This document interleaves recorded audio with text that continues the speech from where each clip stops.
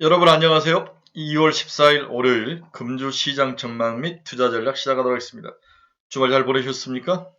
네, 여러 가지 일들이 많았던 주말이었던 것 같습니다.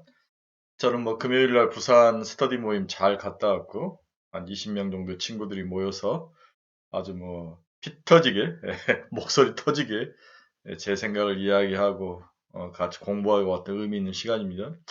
오미크론의 막바지 때문에 참 전파력이 세서 여러 주위 사람들이 이제 감염이 되고 그런 모습이 있어서 참 걱정도 되고 주의스러운데 그래도 공부를 해야죠. 네, 열공만이 이 불안한 마음을 잠재울 수 있을 것 같은 생각이 듭니다.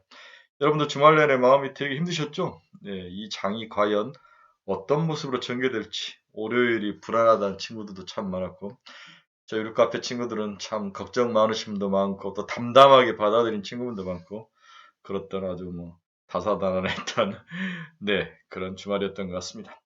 자, 2월 14일 월요일 금주 시장 및 투자 전략 한번 시작하겠습니다. 뭐 한 줄 요약이 둔탁한 추가 조정이 법 주중반 이후 반등이 기대된다. 그렇죠? 이 반등이 뭐 큰 V자 반등은 아니지만 바닥을 형성한 이후에 다시 2750까지 상승할 수 있는 그러한 장이 나올 것이다.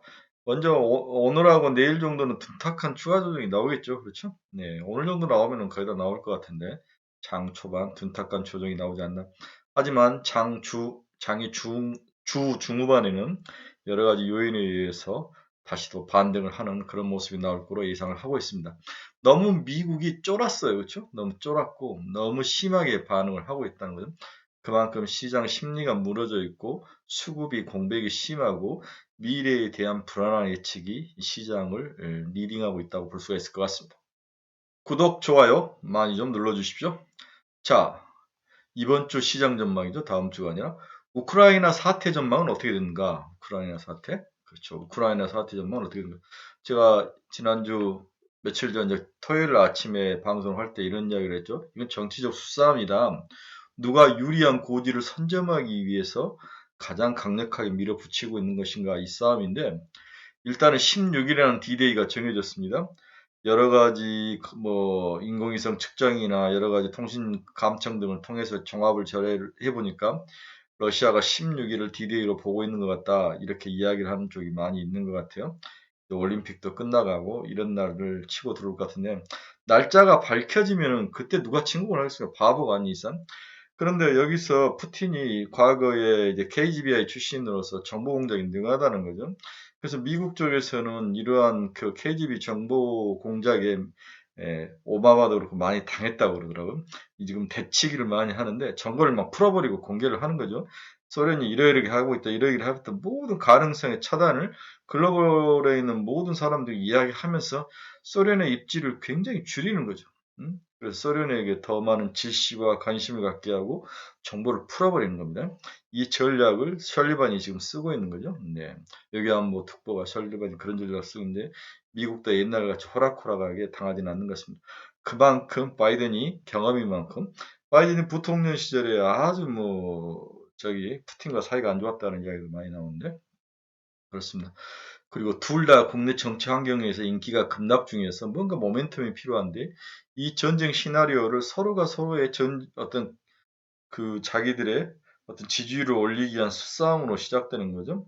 하나는 영구 집권을 위해서 경제적인 영구 집권의 경제적 바탕과 유럽을 쥐어잡을 것을 어떤 그런 명분 싸움이고 바이든은 여기에 대해서 국내 정치에서 여러 실정들이 어려웠던 상황들을 반격하기 위한 모멘텀이 필요한 싸움인데 전쟁은 일어나지 않습니다.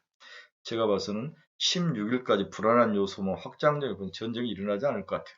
이게 제 우크라이나 사태 전망에 대한 제 한 줄의 클리어는 이거든. 빨리 뭔가를 해서 이 불확실성을 해결하는 게 중요하지. 오히려 전쟁이 일어난다면 토요일 날 이야기했죠. 오히려 주가는 상승할 확률이 굉장히 높아 보입니다. 이 문제는 이렇게 간단히 정리를 하고 넘어가야 되겠다. 그 많은 정치적 요인과 변화 요인을 분석할 수 있는 방법은 없습니다. 두 번째는 인플레이션 이야기 좀 합시다. 인플레이션이 높을 줄 알았지만 이렇게 높을 줄은 몰랐다. 연내 페드 기준금리가 100에서 125bp 오르는 것으로 프라이싱 되어 있던 것이 175bp 이상으로 바뀌고 있다. 50bp가 더 추가되는 거죠. 전주 금요일 주가 하락의 핵심은 제임스 블러더 세인트루이스 연방은행 총재가 CPI 관련 발언이 있었죠. 그는 CPI 지표 발표 직후 인터뷰를 통해서 3월 FOMC에서 50베이스 포인트 금리 인상을 지지한다고 발언했습니다.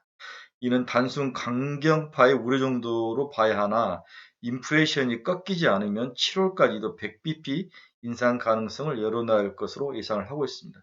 이제는 사람들이 이제 7월까지 100bp에 적응을 하는 거예요. 그럼 3, 4, 5, 6, 7, 5개월 동안 100bp면 25bp씩 오른다면 125, 5개월이면 125bp 아닙니까? 네, 125bp까지 올릴 수 있는 매달 50bp를 먼저 올리고 한 번씩 25bp씩 올리는 전략을 쓰든지 방법은 여러 가지지만은 매달 올릴 것이다. 3월에 50bp는 거의 확실하지 않을까 그런 생각이 듭니다. 그 이유는 물가 항목 중 그동안에 다소 둔감하게 반응한 지표들이 상승으로 전환을 했다는 거죠. 그렇죠? 이 부분이 굉장히 중요한 향후에 인플레이션이 이렇게 쉽게 꺾이지도 않을 수 있다. 이걸 잡아야 된다는 논리의 핵심으로 보여집니다. 먼저 코어 CPI에 대한 기여도를 보면 민간 품목 기여도가 0.34%고 상승했고 MOM으로 12월과 유사한 가운데 둔감 품목 기여도도 0.2포인트나 상승, 0.2포인트에서 0.27포인트로 상승을 했습니다. 그러니까 우리 CPI 여러 항목 중에서 민감하게 움직이는 품목이 있고 또 둔감하게 움직이는 품목이 있고 일반적인 품목 이렇게 세 가지 형태로 말하는데 그동안 둔감한 품목에 속했던 외래 입원비, 메디컬 케어라든지 레크레이션에서 영상 음향 장비 같은 비용들, 트랜스포트, 차량 보험료 등이 상승을 했다는 거죠. 그렇죠? 네. 이런 것들이 중요합니다. 민감하게 움직인 것들은 당연히 올라가야지만 둔감하게 있던 요소들 프라이스도 가격이 올랐다는 거죠. 민감한 품목 내에서는 하우징, 가구나 생활용품, 레크레이션, 스포츠용품, 서적, 에듀케이션 등 물가 상승폭이 상대적으로 크게 나타났습니다. 또 일반 품목 항목에서는 항상 가격이 움직이는 운송재와 중고차 가격, 주거, 물가 압력이 낮아진 반면 기타 항목 상승 압력이 커졌다는 거죠. 그렇죠? 네. 운송재와 중고차 가격은 이번에는 좀 하락을 했습니다. 그다음 주거도 물가 압력이 낮아진 반면 기타 항목은 상승이 커졌습니다. 그래서 둔감한 품목으로 이루어졌던 의료라든지 이런 비용들이 오르면서 이건 정말로 생각하는 것보다도 더욱 강력한 물가 상승 구간에 놓여 있구나 이 우려감이 커졌다는 거죠.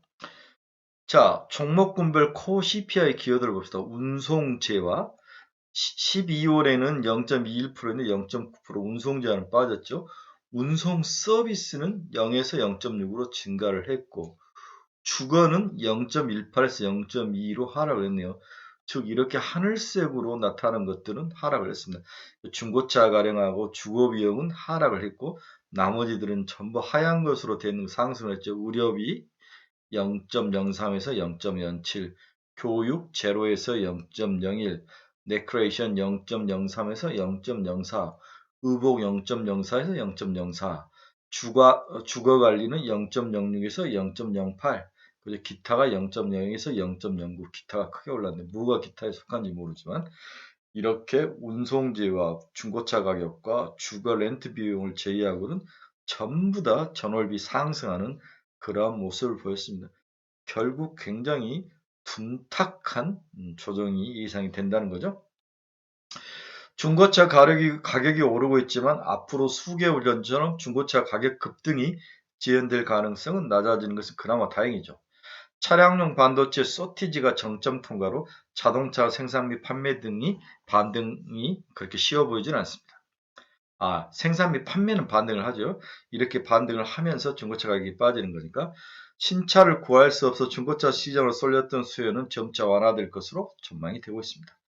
1월 중고차 가격 지수는 전월비 0.04% 상승이 그쳤고 계절 조정 요인을 제외하면 0.09% 하락하는 모습으로 나타났습니다.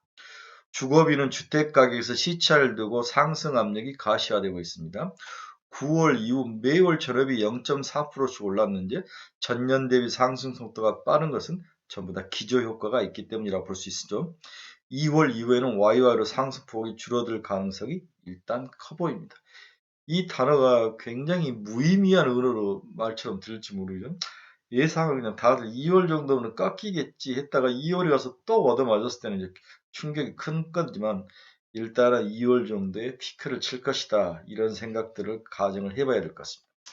네, 미국 자동차 판매 한번 봅시다. 네, 중고차, 이게 자동차 판매가 바닥을 찍고 올라가기로 했지만은 과거만큼 이제 큰 이제 바닥을 치고 올라오는 거죠. 이제 자동차 판매는 잘 되고 있습니다.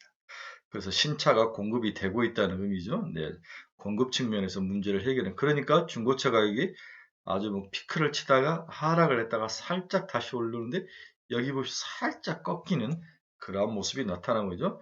그다음 오너스 이퀴벌런트 CPI 상승률 렌트 비용이죠. 렌트 비용은 이렇게 올라가고 있는 그러한 모습을 보이고 있습니다.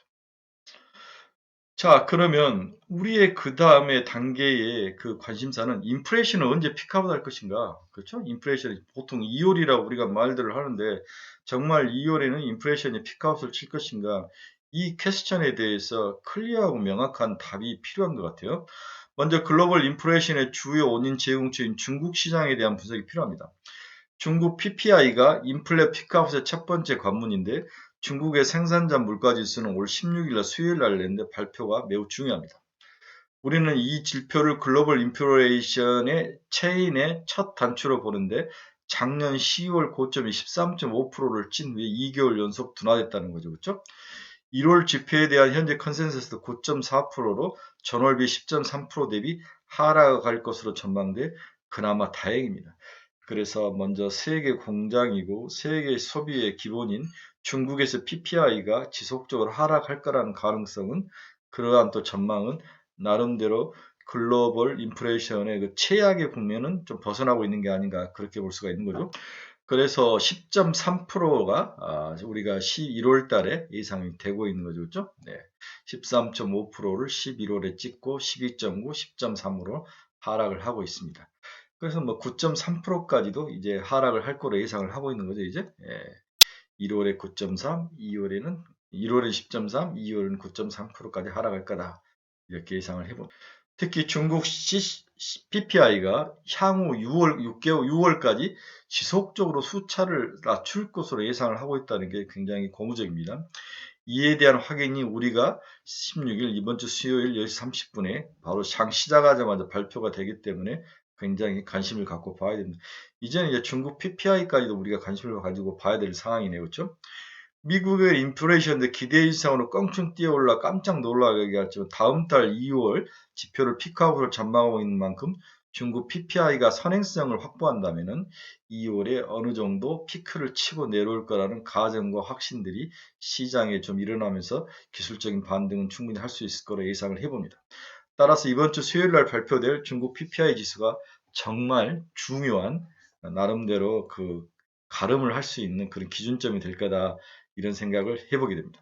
다음으로 또 우리가 17일 날 미국 FOMC 회의록에 대한 체크를 해야 되는데 지난달 FOMC 회의록 때문에 난리가 난 거죠. 그렇죠?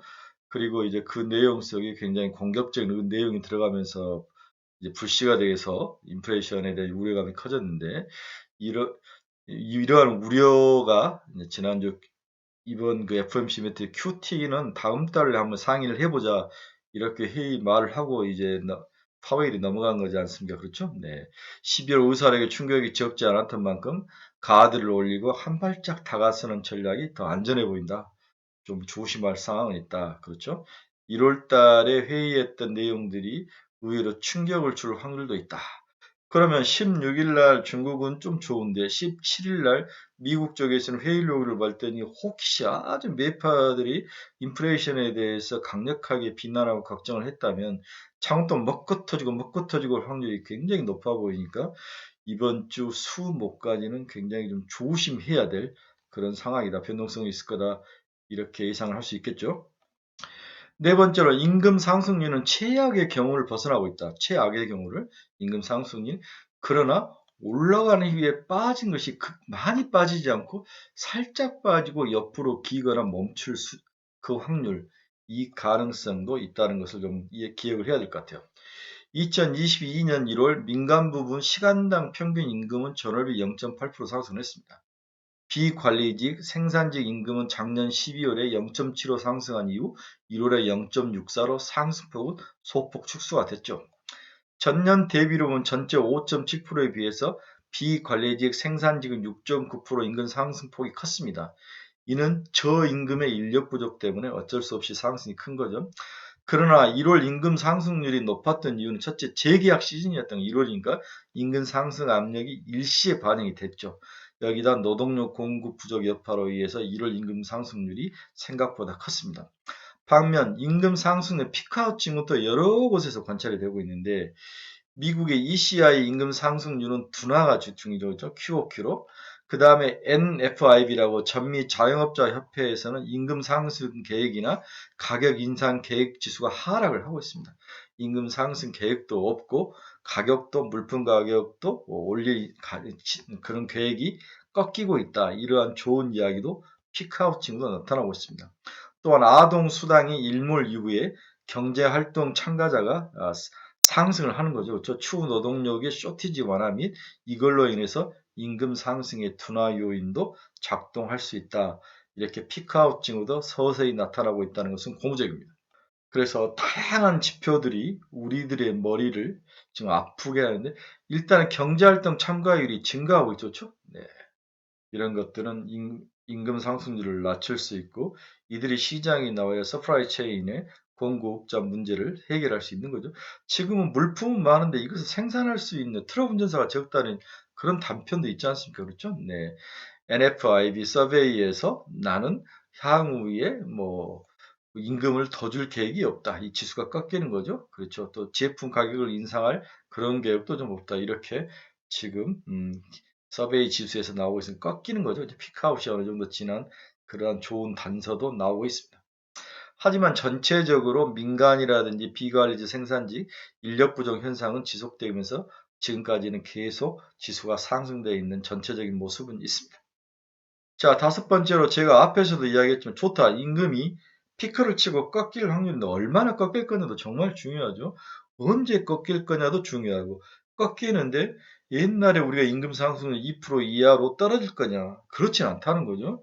이 수준이 참 문제인데 떨어진 이후의 수준이 이 부분에 대해서도 우리가 한번 예측을 해보겠습니다.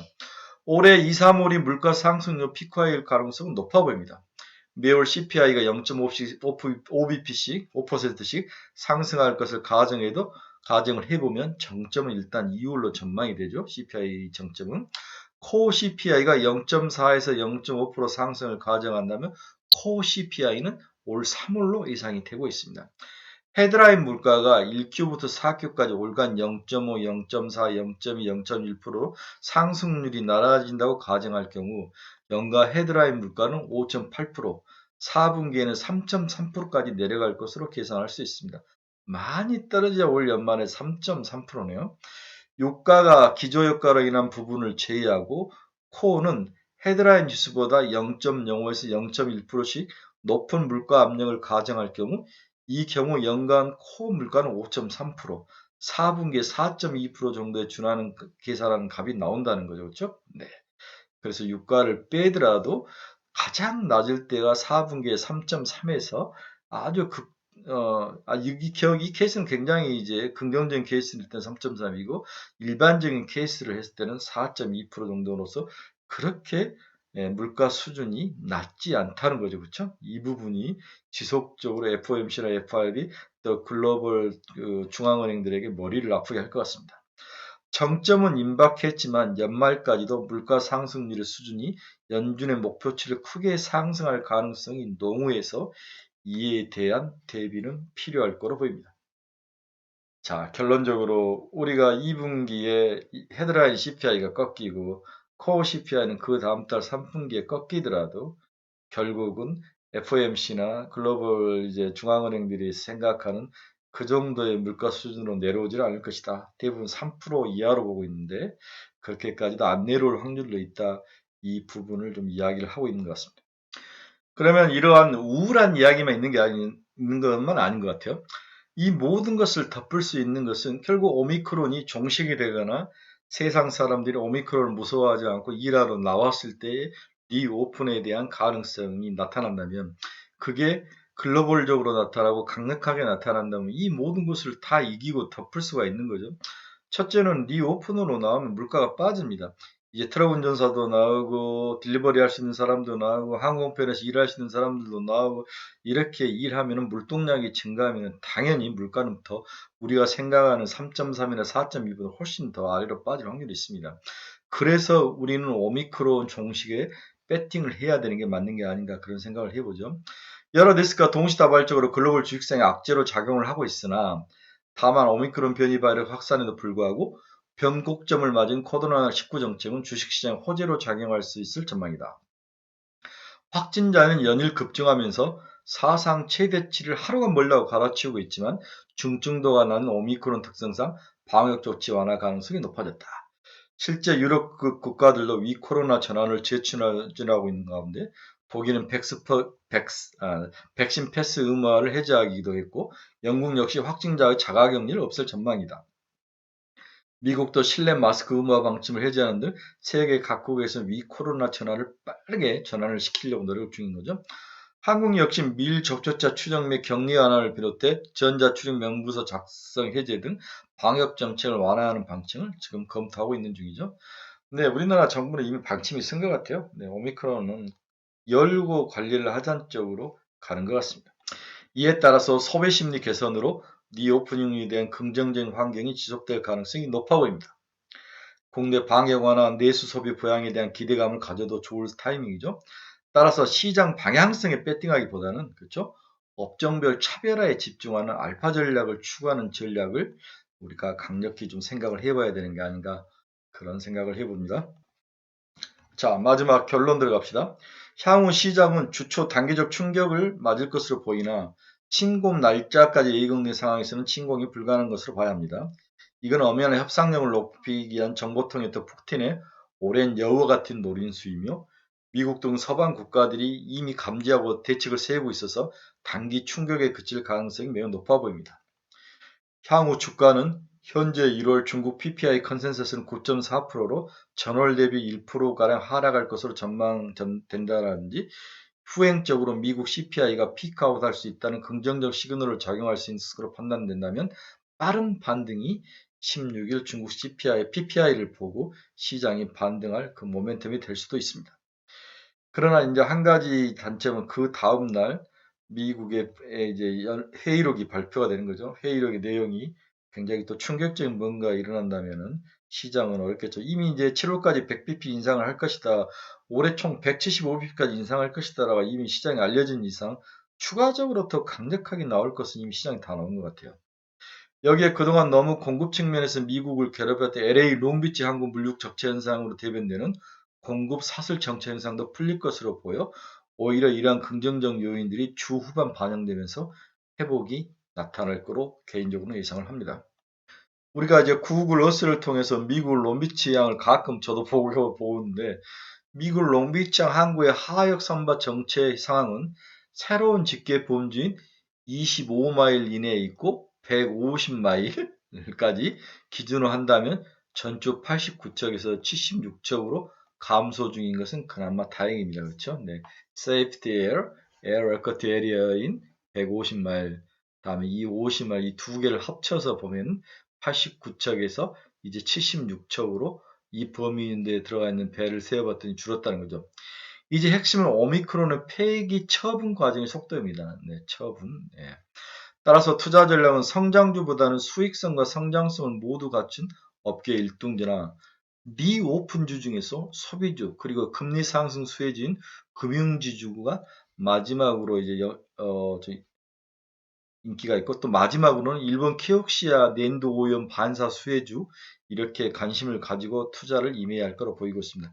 자, 다시 한번 보면은 성장성과 수익성을 다 가지고 있는 업계 일등주 같은 것들 미국 같으면 아마존이나 구글 같은 거 우리나라 같으면 이제 네이버 정도인데 그렇죠? 네이버나 카카오인데 카카오는 좀 기술적 반등을 하고 있는데 네이버는 움직이지 않고 있는데 이 정도 다음에 리오픈 수혜 중에서 소비주, 이 소비주라는 것은 소비가 꾸준히 일어날 수 있는 종목인데 그렇다면은 우리 이제 강원랜드 같은 것들, 백화점, 그렇죠? 이런 종목들.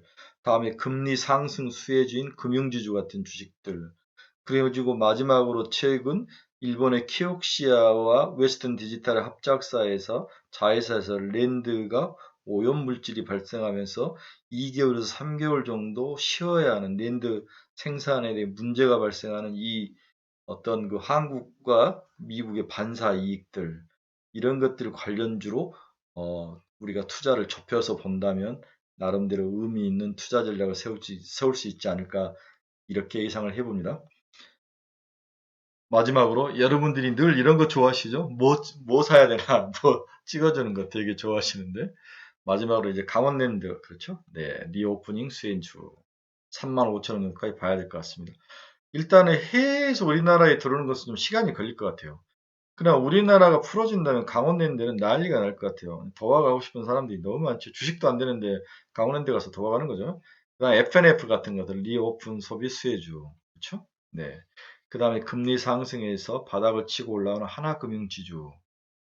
그다음에 키옥시아와 웨스턴 디지털 랜드 오염주 수혜주인 TCK. TCK는 삼성전자 랜드양 매출 10% 이상이나 되죠. 그렇죠? 네.